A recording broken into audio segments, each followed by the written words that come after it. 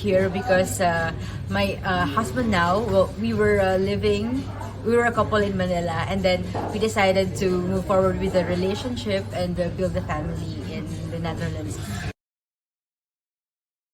Half of it was during Corona time, but prior to that, it was at first it was so different in so many ways and in so many levels.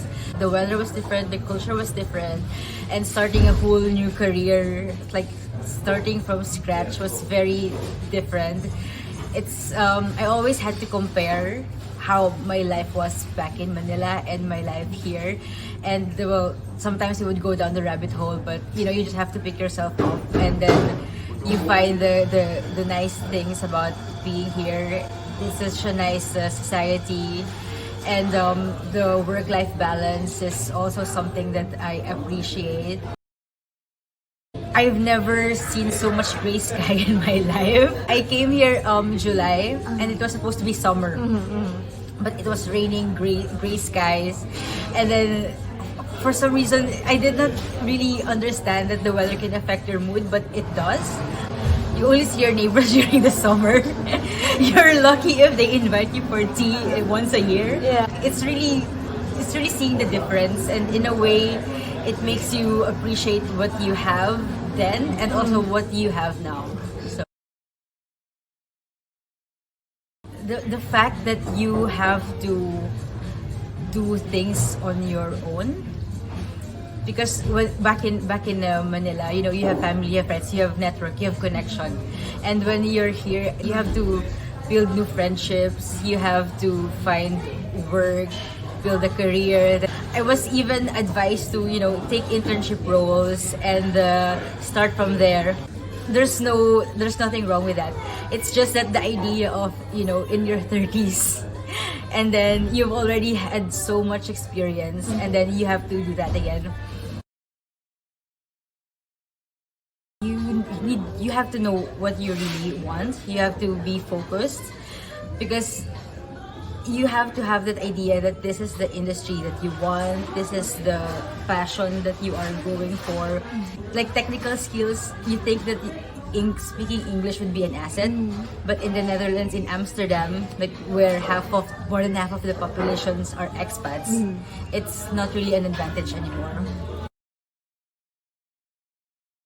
When the pandemic hit, a lot of Filipinos cannot come home to the Philippines, and then also the idea that you're missing milestones, family occasions, and then we thought, what can we do to address that? The idea was gift local even when you are abroad. So together with my friends in Manila, and also we have another one in California, we came up with Mithi Co. It is an e-commerce gifting platform that offers local Filipino products as gifts, but targeted to Filipinos abroad. It's also the idea, wordplay. So balikbayan, meaning ibalik sa bayan, the attention, the revenue. No, it's not. I think it was a thing maybe in the early 2000s, in the 90s. So that's why we came up with the new balikbayan box, because the idea is still there. The nostalgia, the fact that when you receive something of a gift like that is something to make you like kilig or excited. Yes, we always have a vetting process. So we have this checklist that they have to be Filipino owned, or at least majority Filipino, and then Filipino made, sustainable, women owned. So because these are all already existing merchants, so we also talk to them, and then we do research on them, and those kind of things. Our focus is promoting local. So we want Filipinos, whether in the Philippines or abroad, to know, promote, and champion this local Filipino products and brands.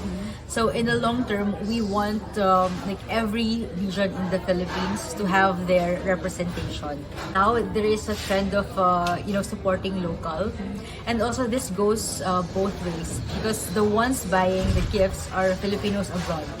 So they have, let's say, the capacity and they have the desire to give these gifts. And in a way, since we are promoting internationally, these brands are also being, we get foot traffic from all over the world. So whether it's not necessarily limited to Filipinos abroad, it's also, let's say, non-Filipinos with connections in the Philippines. I have the idea that I should give something important to my family abroad. And that is what we are trying to say, that you don't have to. I mean, there are a lot of brands in the Philippines that are of high quality, if not better. Instead of, let's say, buying imported chocolates from, say, Costco in the US, there are a lot of chocolates in the Philippines, local ones, which are high quality. They even taste better. Why don't you give those as gifts? You can support these brands, and also by doing this, you are sort of educating your families in the Philippines.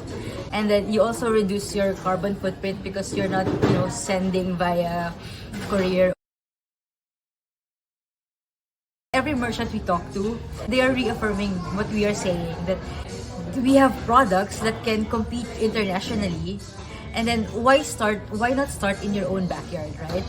If you're an expat buying for your families abroad, if they like the product, they can get those products on their own.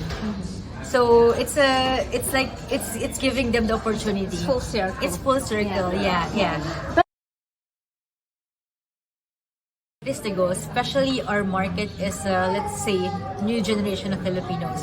These are tech savvy. They've been exposed to different cultures. Like even for me, living in the Netherlands for a while now, when I see, let's say, skincare products or, sweets or like linens, I would always compare, you have something like this. I've been to this museum, I forget where, but in the Netherlands, they sell this like a shopper bag made of Plus, the Tetra Pak drink. It's in a museum, and I'm like, they sell this in TV for like 100 pesos, and here it's in a museum.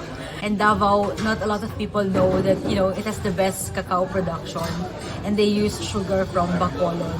So these are like things that you as a Filipino, whether you're in the Philippines or abroad, should know and be proud about.